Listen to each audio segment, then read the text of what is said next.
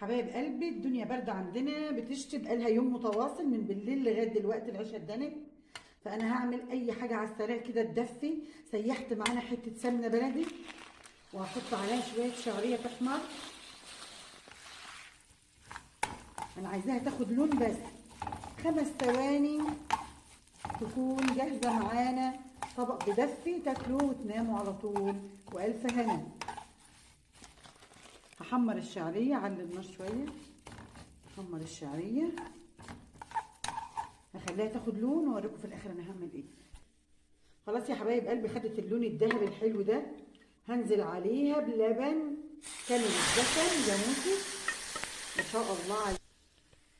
بنزل عليها بلبن، بدها المقدار اللي هي هتشرب منه، واما تخلص يعني لما تستوي منه يكون فيها حاجه بسيطه فاضيه منه.